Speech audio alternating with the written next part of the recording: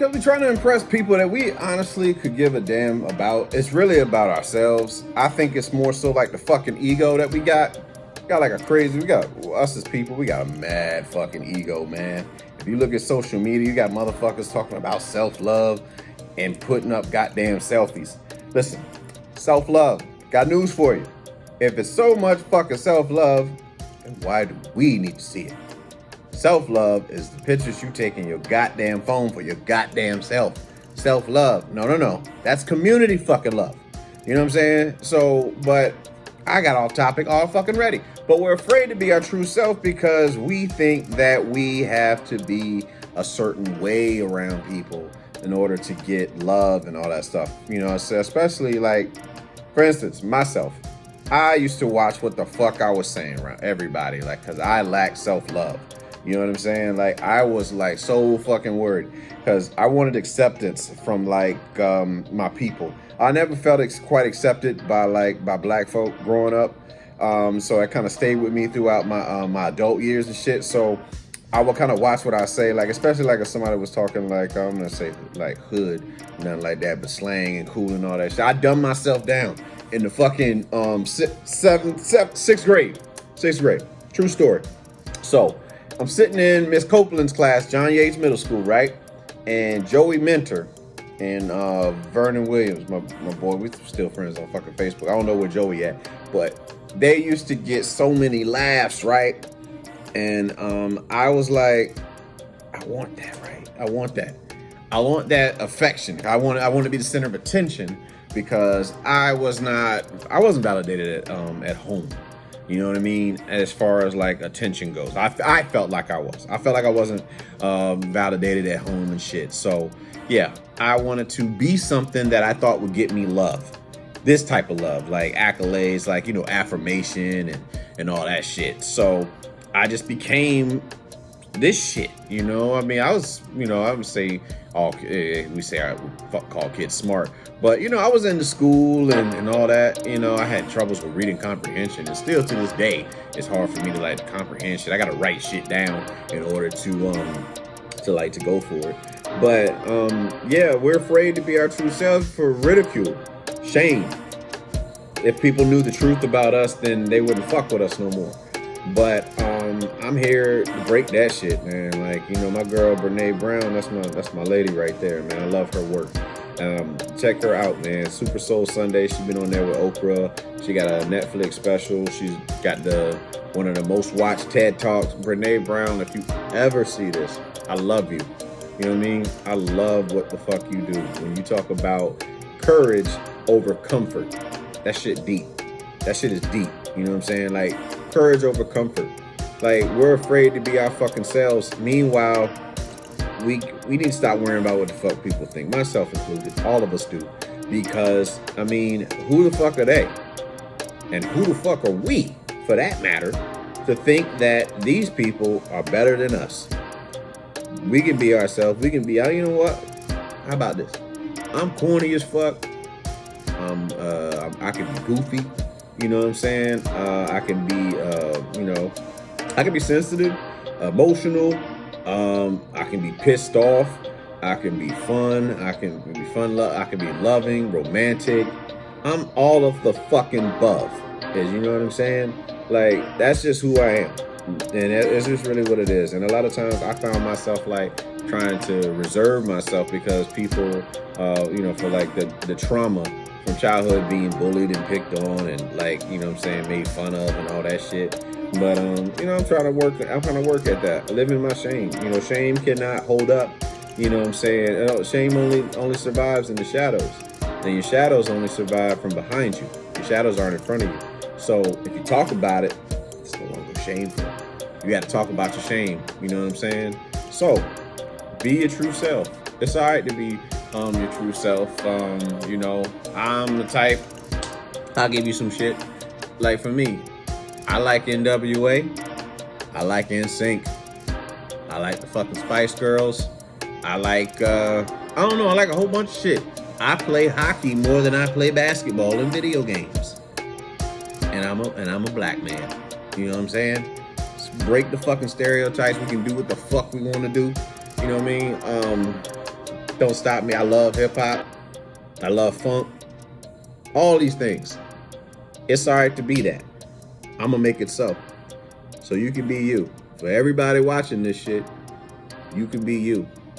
Real shit. Fuck what they think. Fuck them.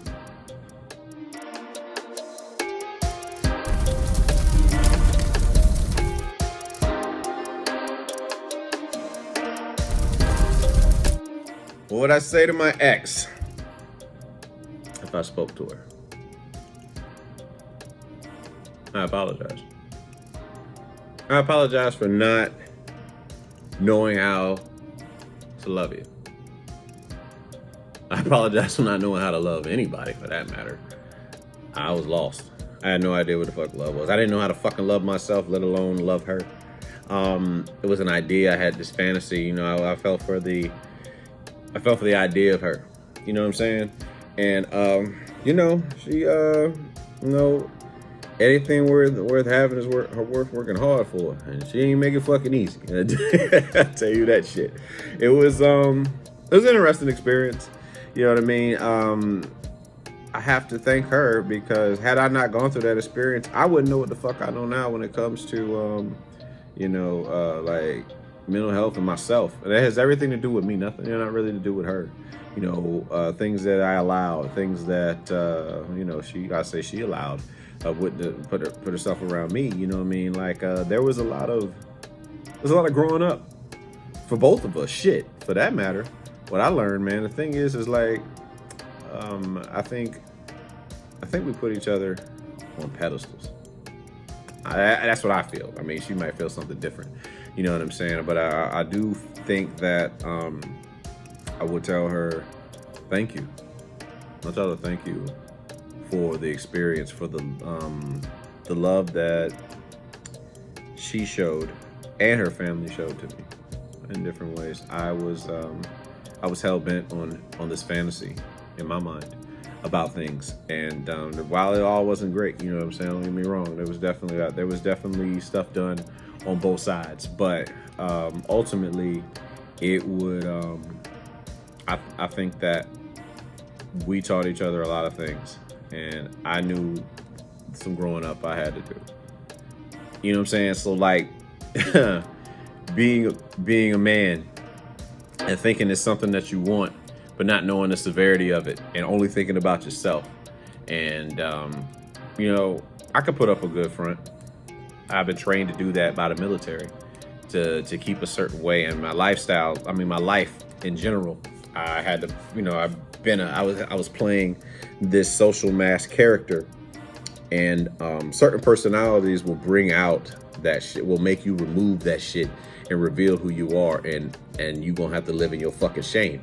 So when you live in shame, man, when shame hits you, you don't want nobody to see you, and it's scary.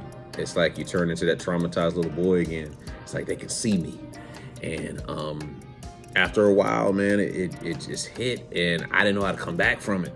I did not know how to come back from it. You know, I always care for her in a sense, you know what I'm saying?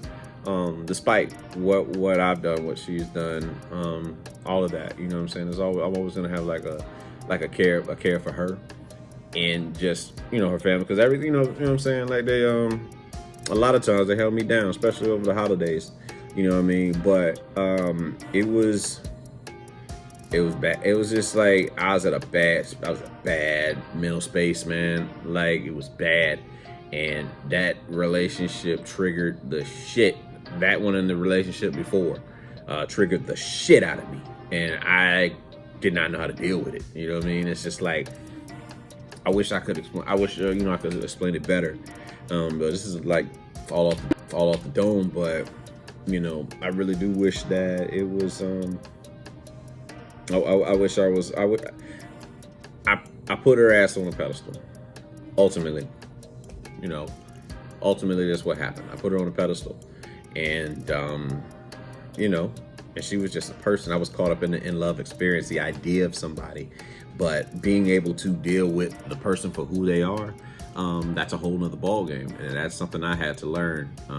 And all, like, even up to this point, like all relationships, You know, I should have been on. I should have been honest, a lot more honest about things, of how I felt, and then just falling for the idea of somebody and just having selfish intent on a lot of things is what I learned, and it had a lot to do with the issues I was having within myself, the shame I was living in, man. It just kept getting worse, and like I kept trying to use this social mask and thinking that everything's gonna be cool, but eventually you gotta be yourself. People gonna see that shit, man. So it worked for a long time, and then it didn't. And when it didn't, I panicked like hell. You know, it's like a fish out of water. You know, I didn't, how the fucking duck legs kick and shit underwater. That's how I was rolling. I was freaked out, scared, man. I was like, they're gonna see me, and they're not gonna like me, because I don't like who I am. I hate who I am. And yeah, it just was bad. And it's ultimately, I'll say what it was, man. I didn't love myself. So because I didn't love myself, I allowed myself to be treated a certain way. I allowed certain things to be said to me. I allowed myself to be in a situation where I wasn't even ready for, because I didn't know who I was, because I didn't want to appear a certain way. I didn't want to look like a bitch and end up being a bitch anyway. And really just how things like really ended, like between us, I was a coward, a fucking coward. Selfish. Too much shame to face her. And really anybody. I just felt like I was just the worst person. I hated who the fuck I was. I really wanted to die. I did. I thought about it a lot. I really did. And I just could not get over the fact, like, I don't know what she saw. I was like, I don't know what the fuck she can see in me. And then my mind started wondering endless thoughts of assumptions, like as to why she's still, as to why she's dealing with me, if she's trying to use me for something. Like, why would anybody want to be with me type thing? It's like the straight lowest self-esteem that you can imagine. And beta male shit, just straight beta shit, just beta thoughts running through the head, man. But ultimately just a coward about shit and coward behavior. I'm not a coward. I displayed coward behavior. You have to separate yourself from the action, so that you can love yourself. I'm not fucked up. I did fucked up shit type thing. Anybody. You have to separate the action from the person so that you can see you just displayed this bad behavior, so that we can get an understanding of how things work. But it was a fucking coward. Real shit. It was coward behavior that was displayed. And I'm sure she knows that shit. I'm gonna tell her. She knows. I just couldn't get that shit together. I didn't know how to express. I did not know how to express myself after putting myself into a corner. Some shit I just wasn't ready for. I was just so caught up in my own shit that the only thing I thought about was me and not anybody else's feelings involved. So it's a lot you learn when you start getting involved with mental health, and like the reflection is a motherfucker. Self-reflection is no fucking joke. You got to look at that mirror and be like, you're the fucking problem with your life. It's real. It's just things you learn as you get older. I would damn sure hope that she's going on with life and in a much better mental space too. Everything's good, like with her and her family going forward, wishing nothing but blessings going forward, man. And just I don't have any ill will. I'm learning to forgive, and I hope that she can too. Forgiving myself for a lot of things that I've done in my life, and so that I can forgive others. That's what I would say if indeed I spoke to my ex.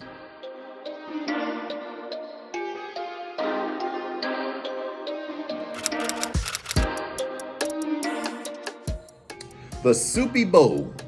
The Super Bowl is going to be won by Kermit the Frog, Patrick Mahomes boy, as Shannon Sharp says.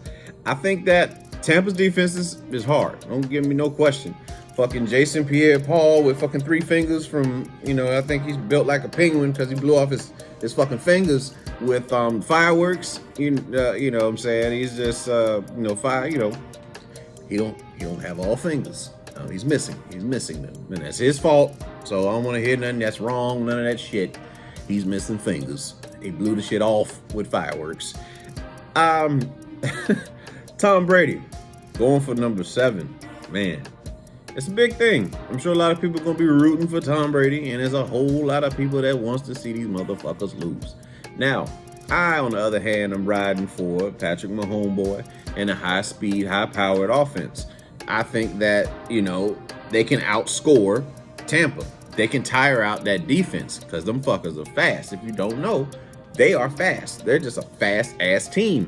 And I want to see a good game. I don't want to see no fucking low-scoring game. I want to see back and forth with them. I want high-scoring, like a 45-48 Super Bowl. Or a 35-38 Super Bowl. Something like that. I'm going to go ahead and say that this Super Bowl is going to be 42-28 Kansas City Chiefs winning. That's what I have. I'm riding with that. I'm going to ride with that. You know, I love Thomas, Patrick, Edward, Brady a lot. That's one of them. That, by far, to me, I don't know about that GOAT shit, but he's one of my favorite quarterbacks of all time. But, you know, the media likes to call him the GOAT. If he want to be the fucking GOAT, he can be the GOAT. But I think he's just one of the greatest to play the game, to me, consistently at that matter. This motherfucker is 63. 63. He's really 43. But or 42. One of them shits. But he's 63. And the motherfucker is going to the Super Bowl as a quarterback. Now, Morton Anderson was a kicker until he was 78 in the NFL. But you can look him up. He used to play for the Saints and I think the Falcons. Morton Anderson, legend.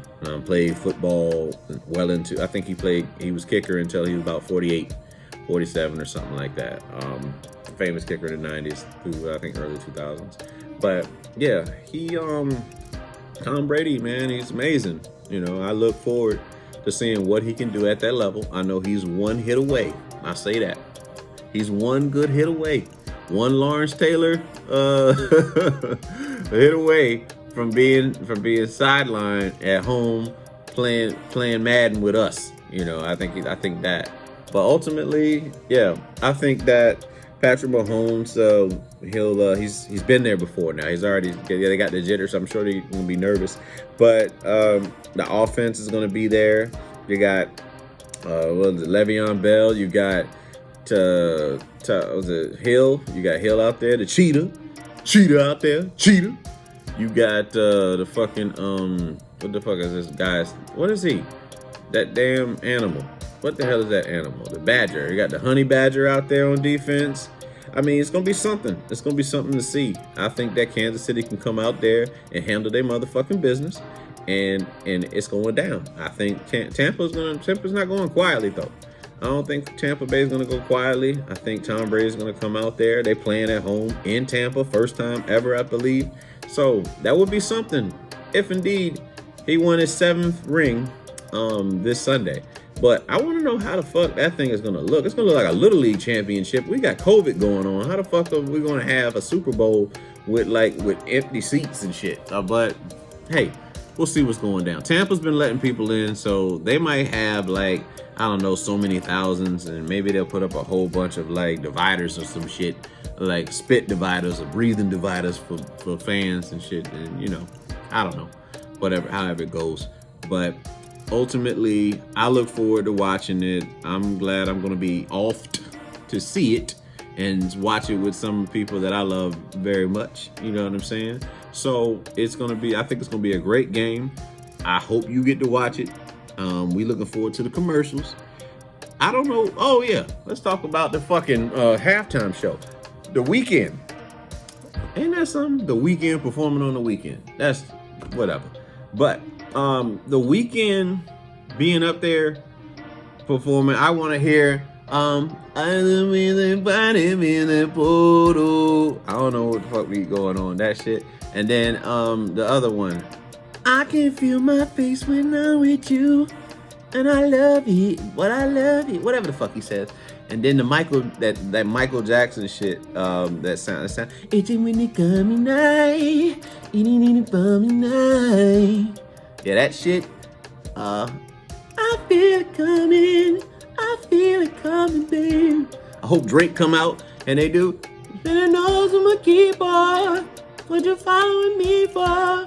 There's a room full of niggas. Yep, nigga. And what's another shit? I'm a stern boy. That shit. I'm a stern boy. That thing. Once you hear, I'm a stern boy. And then, of course, the shit that the ladies love because of that fucking crazy ass movie. What is it? 12 Shades of Grey. And cause you deserve it. That thing. He all right. He can get 20 minutes in. He can get a 20 minutes halftime show in. But shout out to J.Lo and Shakira being up there yesterday. I mean, I said yesterday, but last year with them fucking legs, man, that ass. That's what we want. I don't know, well, Weeknd ain't gonna have no ass, but he might have ass on stage. So hopefully Weeknd got ass on the stage. We want to see more ass this Super Bowl. Fuck them kids, more ass.